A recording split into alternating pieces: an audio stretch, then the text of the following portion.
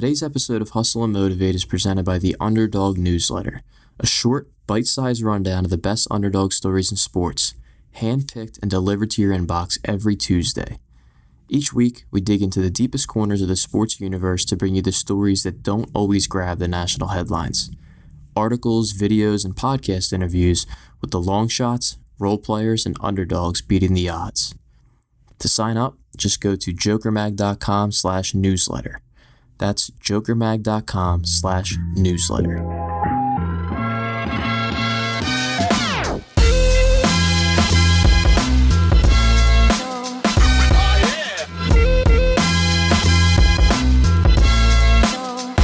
I don't remember the first time I faced Pat O'Shea.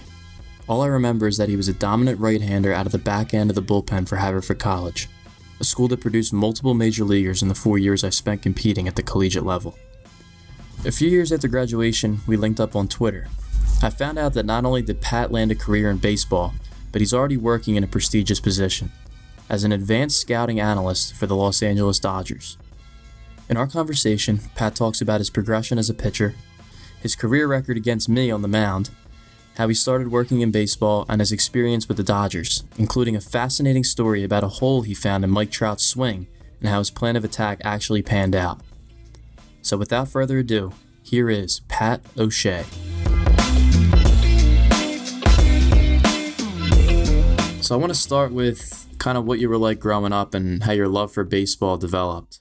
So I was really lucky. I grew up in suburban New York, and there's maybe a neighborhood of 30 houses, and lucky enough, pretty much everybody had kids my age or within 2-3 years on either older or younger, and it was a lot of just kind of playing wiffle ball outside, playing pickup basketball in the driveways. We had a little cul-de-sac, so we used to play street baseball, and then that kind of just transitioned into playing a lot of little league baseball and just kind of developing that love that I think, a lot of other people relate to, where it's baseball isn't really, you don't see it as a job or working when you're trying to long toss or when you're kind of going through the recruiting process or anything like that. It's fun.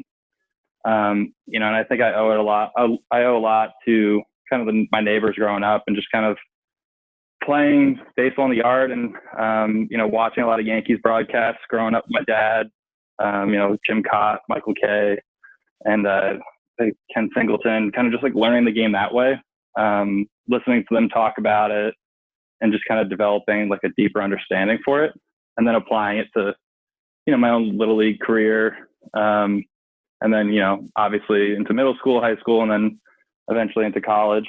So, yeah. And what were you like as a young player? Would you say you were always one of the top guys in your team, or? I always threw strikes, so I was usually one of the better pitchers on the teams. But as I got into high school or late middle school, playing modified baseball, on the middle school 50, 70 bases, that's kind of when velocity started to matter. And I never threw that hard because growing up, my dad was always hey, just throw strikes and, you'll get the pitch. So I kind of started falling behind a little bit in velocity, but I was always kind of had potential. I think it was just, I kind of lacked a lot of that explosive development at first.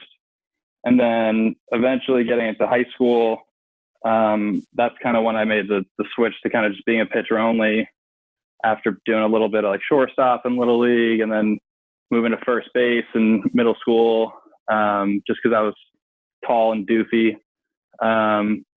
And then kind of developing a love for pitching and modeling my game after Andy Pettit at first. And then as I got late into high school, I kind of fell in love with Brian Wilson and how weird and quirky he was. Yeah. And I kept always trying to grow a beard, and it was just all gross and you couldn't see it from more than 10 feet away from me. And then into college, kind of carrying that love from before. But I think in college, I was able to kind of pick up some velocity, but still mostly a control movement kind of guy, always thinking I was a velocity guy though. I remember you throwing pretty hard. I think we only faced each other maybe once or twice, but I think you had some velo. I looked up the stats. You were 0 for 3 against me. Oh shit. Yeah, and I was actually disappointed because obviously we have the same last name. But I don't know if you knew this. There was a home plate umpire, Don O'Shea. Yeah. And I think I pitched with him behind the plate once or twice. But unfortunately, like it was never, me facing you with him behind the plate. That would have been pretty cool. Yeah, that would have been awesome. That's some type of record, probably. Yeah, because there aren't many O'Sheas out there. No. But yeah, I think I definitely had moments in college where I kind of figured it all out, but I just had a lot of moving parts in my delivery.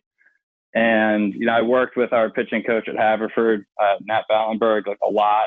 And he was great and kind of helping us all kind of figure out how to, really make our deliveries our own and kind of like somewhat try to master them and try to make them as efficient as possible.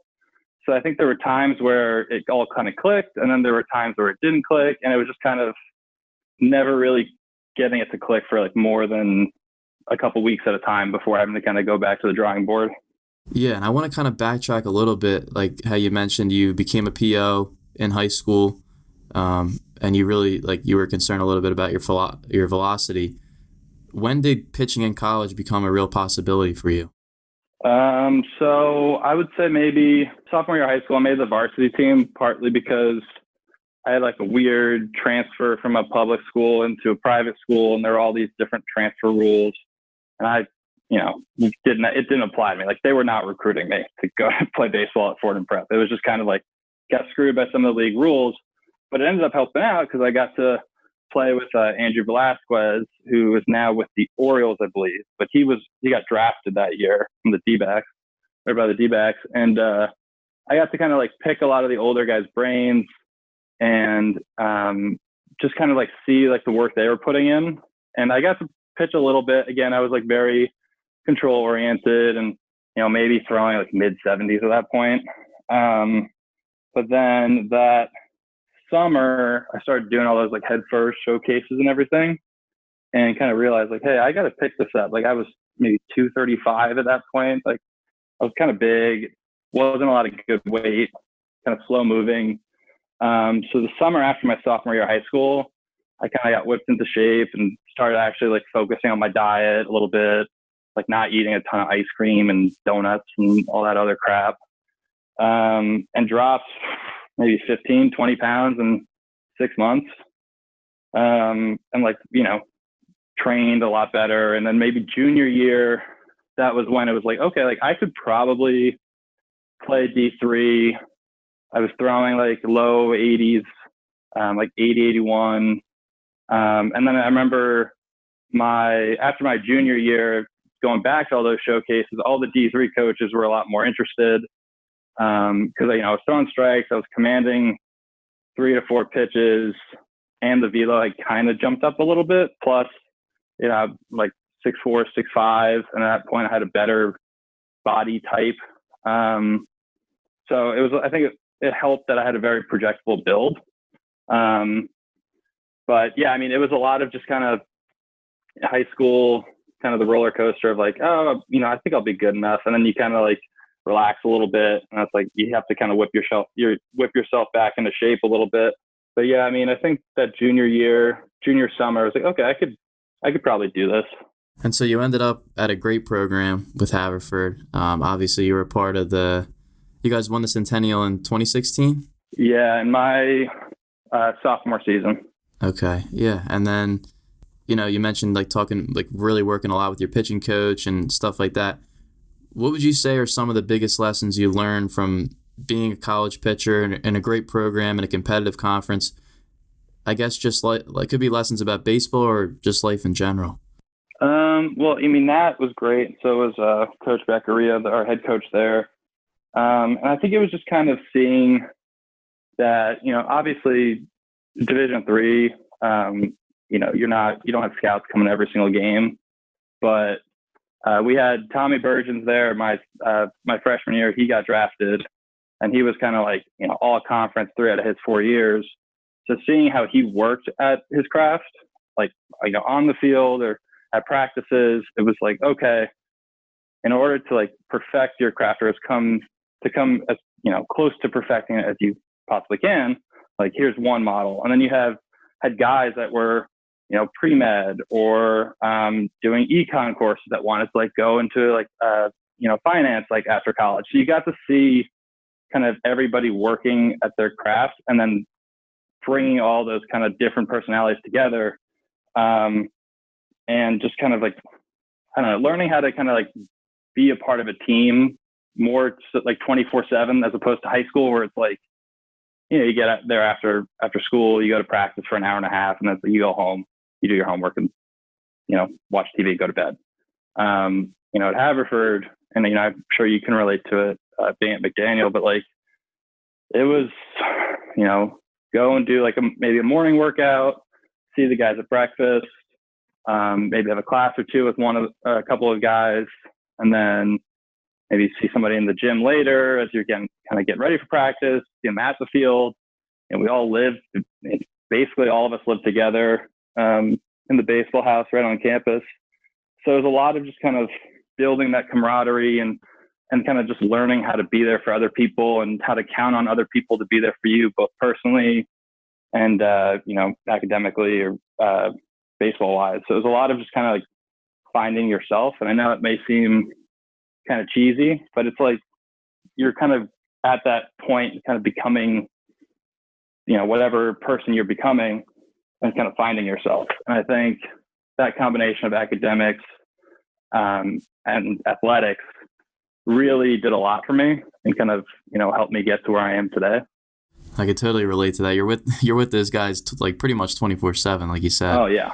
We're going to get to your role with the Dodgers, but before that, I want to talk about, I read that in the one interview you did with Haverford that it wasn't until your junior year that you started to seriously consider pursuing a career in baseball. And I know you mentioned you had a summer internship with MLB Network.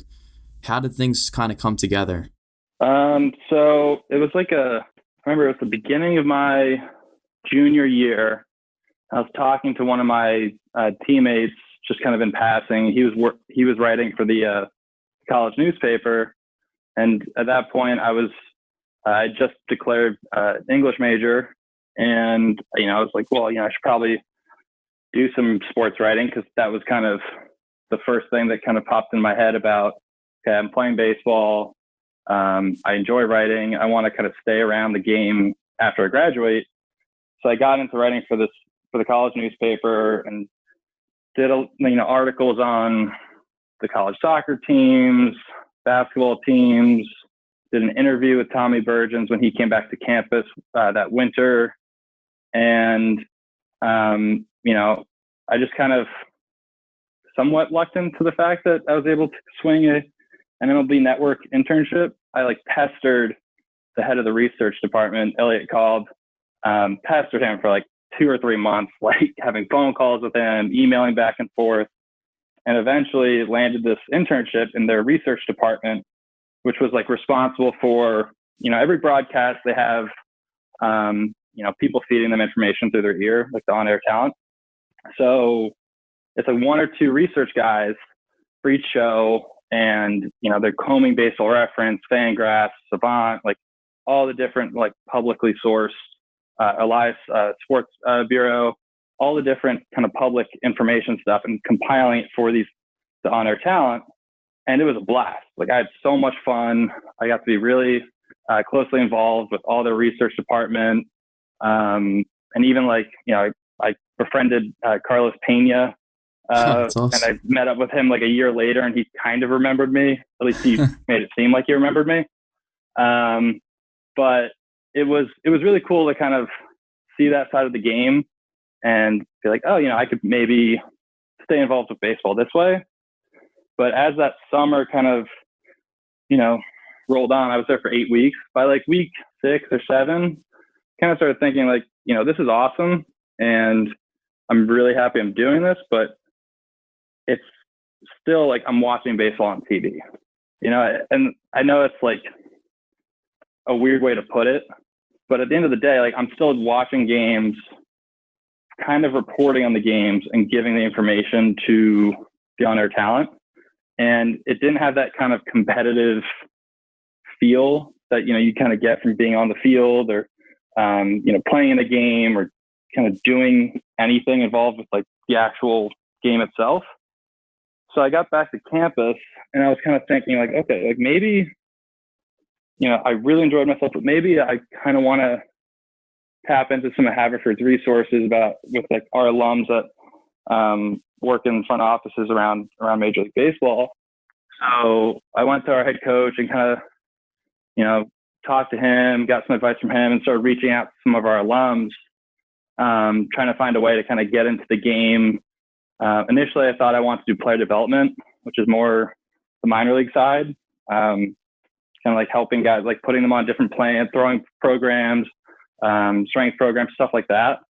And so I went to winter meetings my senior winter, after talking and emailing back and forth with Haverford alums and them giving me different contacts to reach out to and filling out what seemed like 100 different questionnaires and sending my resume out.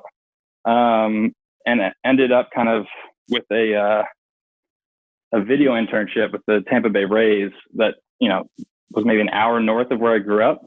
But it was kind of like that year of transition between like kind of on the media side, kind of finding that, I want to do something a little more competitive and kind of have some kind of role in helping a team, whether it's, a video intern, setting cameras up for the front office to look at in their database, which I did with the Rays, or now where it's, preparing scouting reports for our coaching staff to look at before each series, for whatever opponent we're going to play.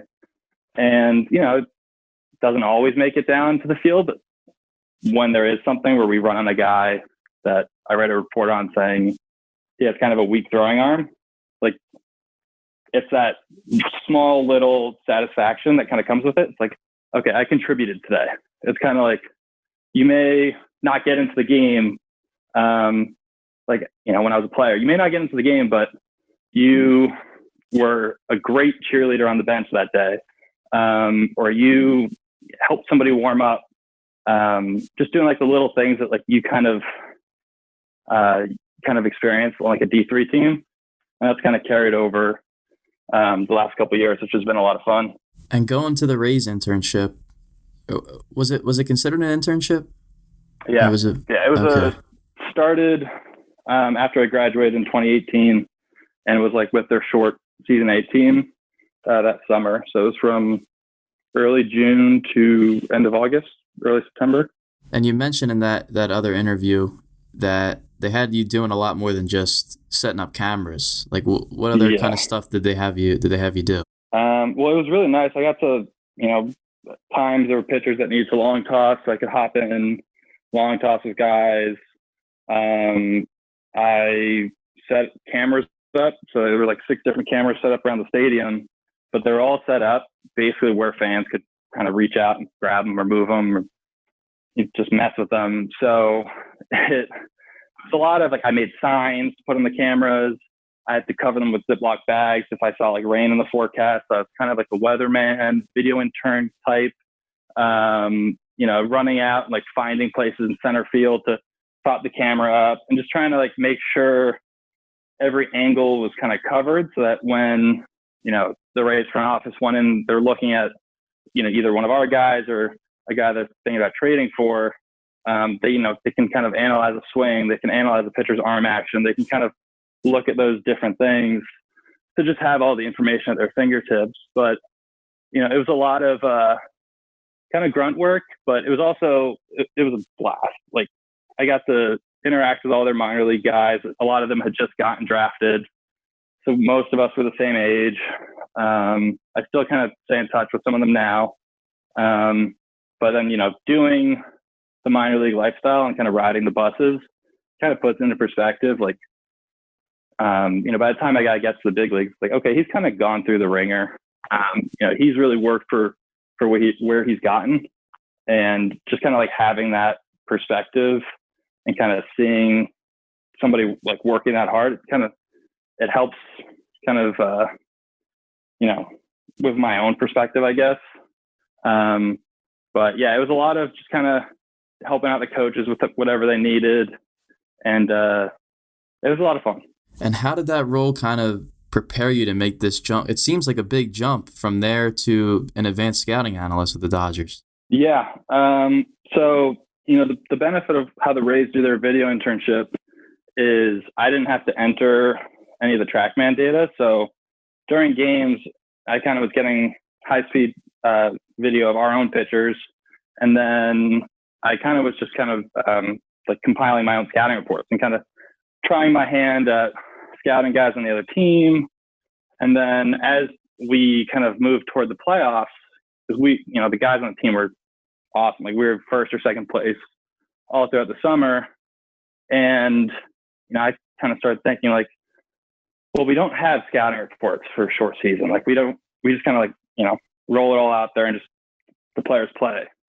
But for the playoffs, I was like, well, we faced some of these pitchers 2 or 3 times this year. And I went to our manager, who's like a young guy, Blake Butera, who was awesome. I think he's going to be in high A for the Rays this year as manager. But he was like a young guy, like 26 at the time. And I kind of went to him. I was like, hey, Blake, like, I have this idea of just kind of compiling what these pitchers did against us, their other starts, like how they attacked each hitter, split it by handedness, split it by, times to the order, just a very basic advanced scouting tool. And, it wasn't super complex. It was all just Excel. But I really enjoyed doing it, and we used it, and I think it helped somewhat, but it was that, like, the next step in that taste of like, okay, I'm contributing to this team. Like, yeah, I'm an intern. Yeah, I'm not playing. Yeah, these guys are doing all the work, but I'm giving the coaching staff just some kind of information to kind of help them prepare, help them bring certain guys in, or at least tell the hitters like, hey, the 4 times this guy faced you this year, he just peppered fastballs away the entire time.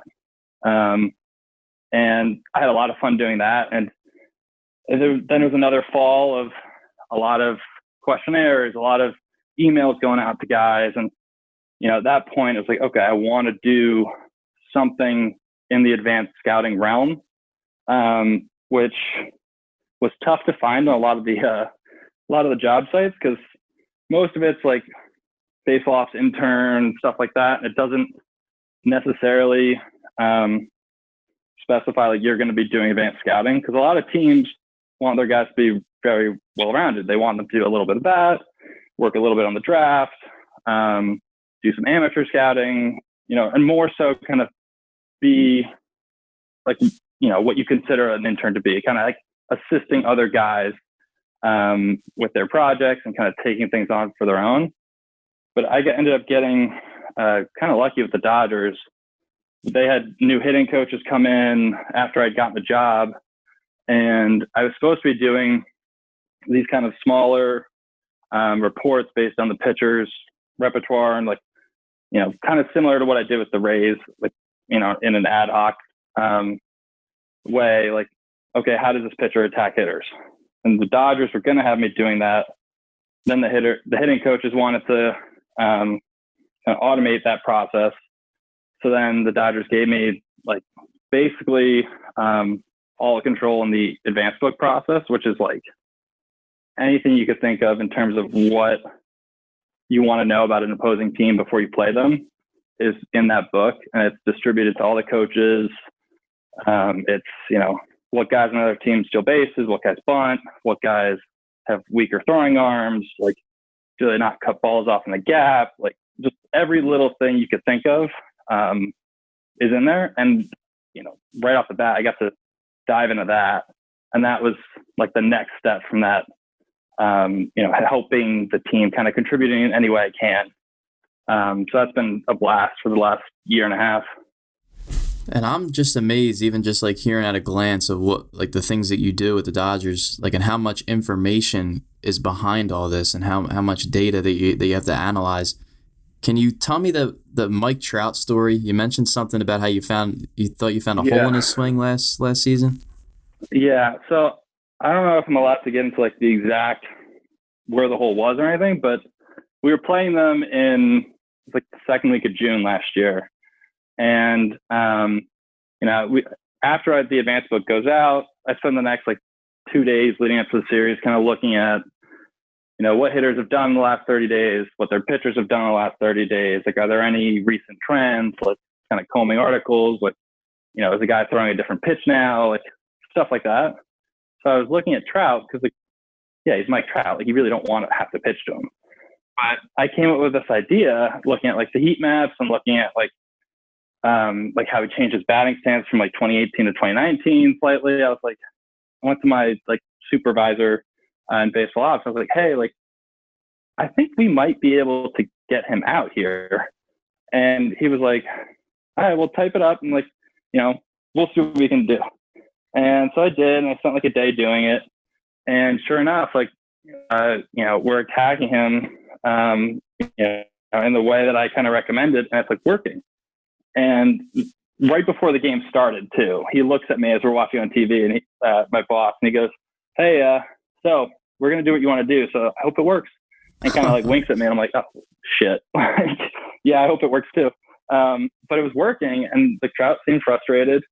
And then we kind of diverted from the game plan as we got into the bullpen, and we threw 3 straight sliders, which Trout has like a 950 like X slugger, slugging percentage against sliders, which is just unheard of.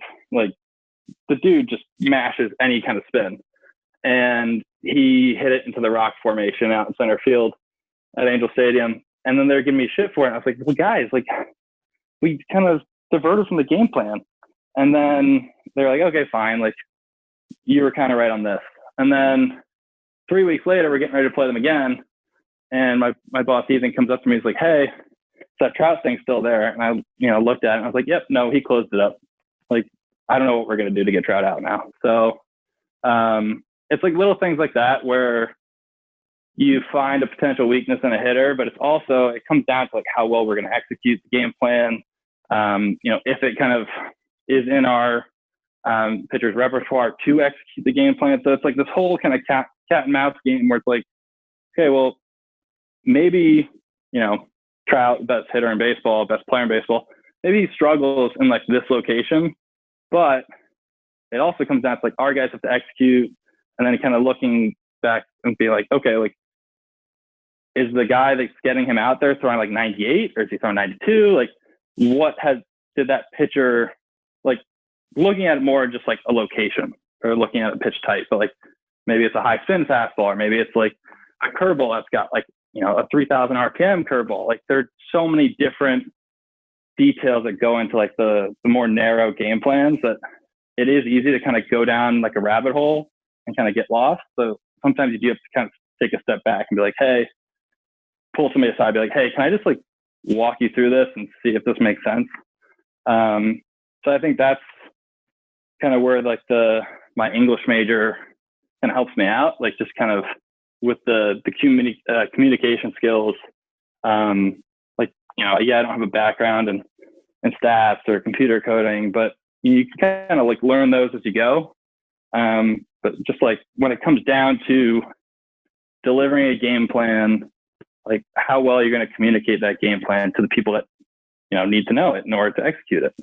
So I think that's been a lot of fun, but there are definitely some nervous moments during games when I recommend something, kind of stick my neck out, and it's like, oh shoot, I really hope this works.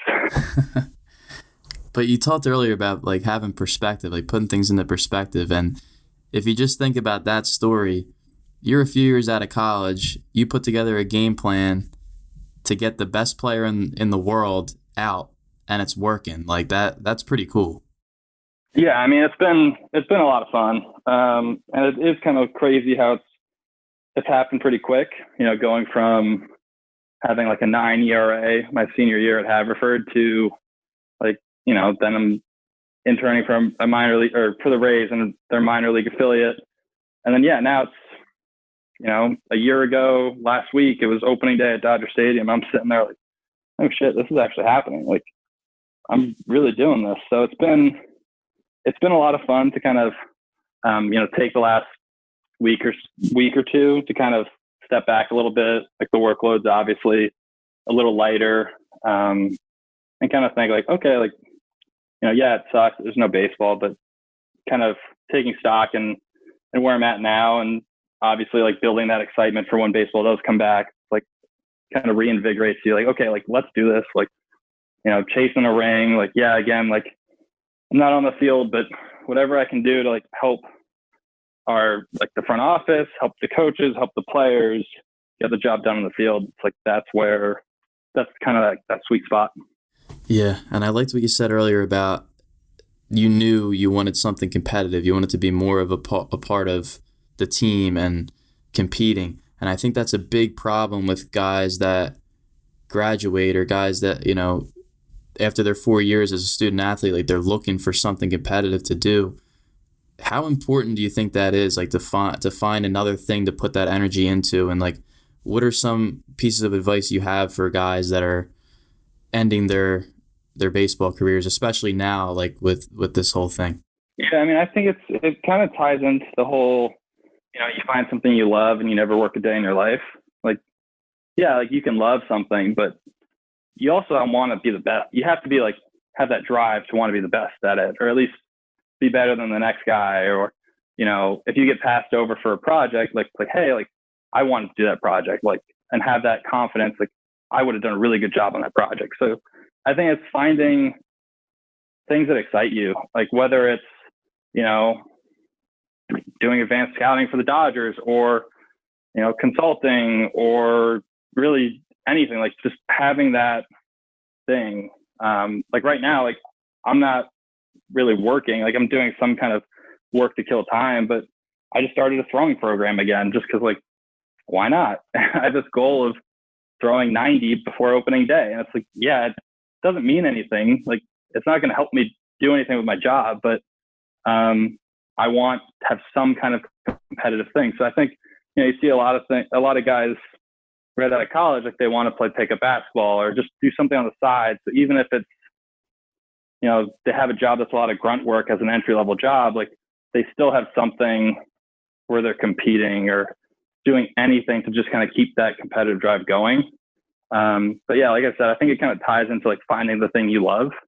And it's that sweet spot where if you find the thing you love and you can compete doing it, to be really cheesy, like you're not going to work a day in your life because you're just going to have so much fun doing it.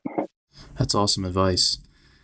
And Pat, I'm actually all out of questions for you, but is there anything that you were hoping that I would ask you or any more stories you want to share?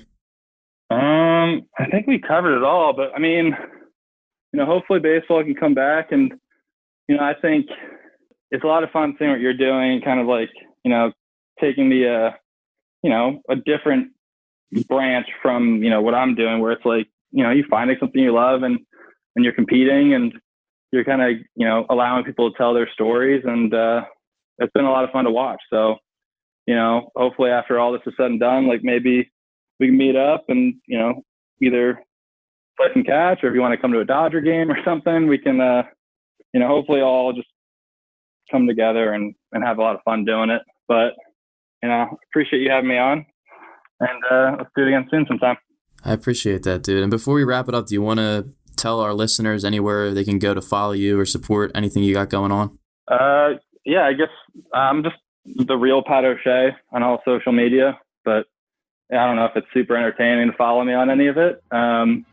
But yeah, I'll follow you back, I guess. And yeah, cool. That's all I got. All right, man. Well, this has been a lot of fun. Thank you so much for coming on, and good luck with everything. I hope baseball's back soon. Appreciate it. Same to you. Big thanks to Pat O'Shea for joining me on the show, and a huge thank you to you guys, our loyal listeners. Your kind words and support mean the world to me. Hope you all have a great day, and always remember, Hustle and Motivate is presented by JokerMag.com, the home of the underdog.